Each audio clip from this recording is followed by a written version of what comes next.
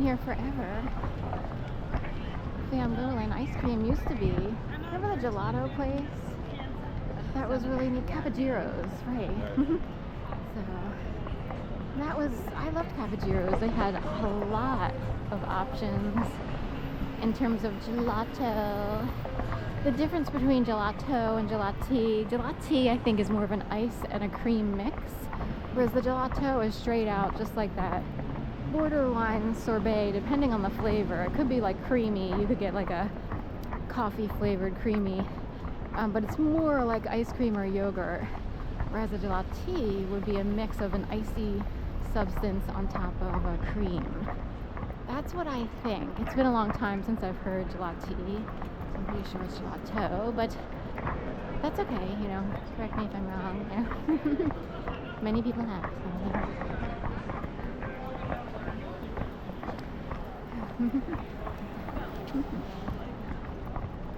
Yes, everybody loves cornrow or dreadlock, right? Is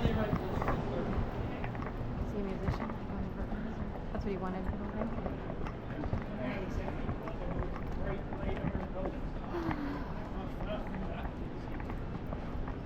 It's, you know, always interesting as the years go by, seeing people get older, and, you know, people experience all kinds of different things in life, so it's hard to say like who's going to wind up where for whatever reason.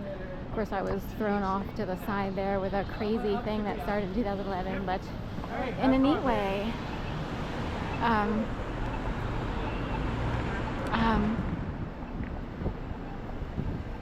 I have a niece and two nephews, and one of the nephews wound up married and having two daughters. One of them already going to homecoming dances and stuff. I can't believe it. It's like, I can't believe like how time can go by, and you know, it's just like, oh my gosh, you know. So that, hopefully that was fun for her.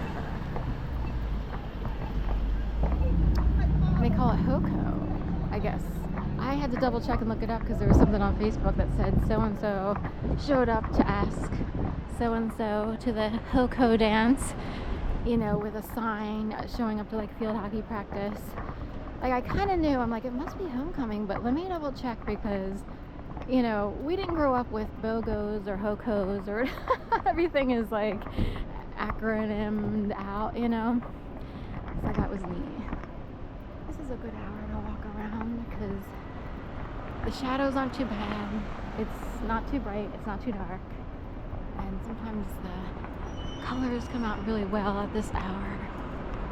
We're just talking away tonight.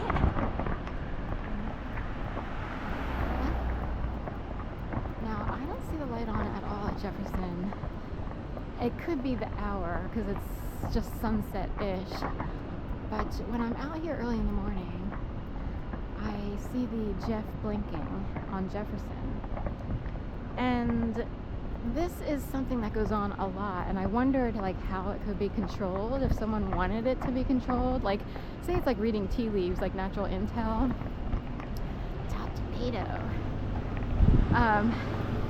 For instance, when I was in Gainesville, Florida, now really quick, lights are, this happens with lighting all the time in Philadelphia, but also when I was in Gainesville, Florida, there was a Krispy Kreme donuts on Route 13 that went straight down into the University of Florida.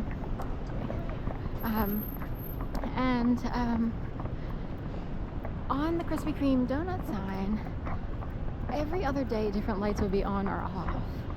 So it would say Doug Nuts, it would say Do Nuts, it would say Dough and not nuts at all. Every other day different lights were on and off. And I wondered how that happened, you know, that some would be illuminated and some wouldn't. And it's not like every single letter has its own light switch, you know. So I thought that was interesting. I'm trying to think. Right, you know, anyway, any combination of donuts, you know, Krispy Kreme donuts, and just play, it's almost like playing Sudoku. Here's the Honickman Center. By the way, Honickman is also affiliated with Calder Gardens, up on, are we supposed to turn? Yeah. Up on Ben Franklin Parkway. Next Level Wireless, Duo Taco Milk Boy, as usual. So, Starbucks over there, a new Starbucks at Jefferson University Hospital. So I'm wondering how they're doing. It's always been an empty space for so long. I wonder what was in there before. Like, it was mostly brick. I don't even know if it had a door. Anyway, there's Calder Gardens, a new kind of sort of museum, and you can walk outside through the gardens. They have daisies and mums, thistles, and so forth and so on. Naked Lunch and Moms, organic. Now, I call this the Drug Enforcement Agency complex in disguise, you know, kind of. It's like they're kind of in disguise, kind of not. So Can Opiate Hotel or Canopy Hotel is at the other end of this block on the west side. I actually worked in that building when it was a regular services building. Oh, I guess they're having a big shindig. Do you go through? Or do I want to go through it?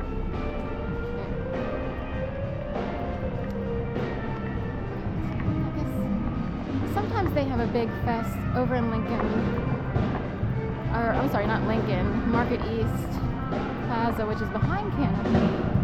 This sounds like it's right here in here by Iron Hill. So we'll see. Oh, it's at Canopy at Wayward. We'll check them out. This is new with the pink.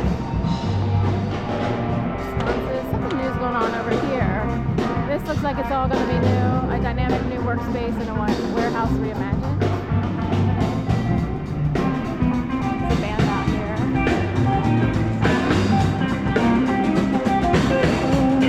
Tommy Lee.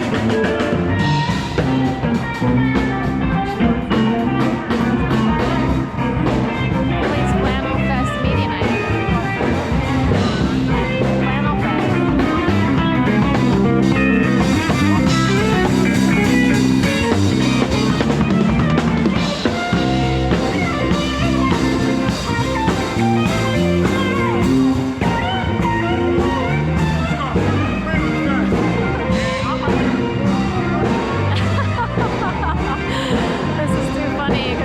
Someone earlier who would, you know, from the old dyke world, and she always wears flannel, so flannel fest. Yes, wow, that's a nice flannel. Are we doing lights? Yeah.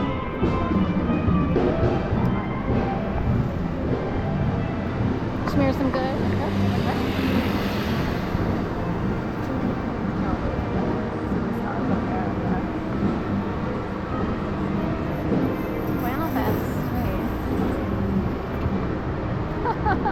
It's so funny because I thought I saw someone earlier who I haven't seen in about 15 years, and she's from the old LGBT community, and she always wears flannel, and she wears it well, like it suits her very well.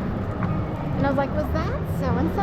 And lo and behold, there's a Flannel Fest here, flannel. I did not know that the batteries would come in, and here I am showing up in front of Wayward.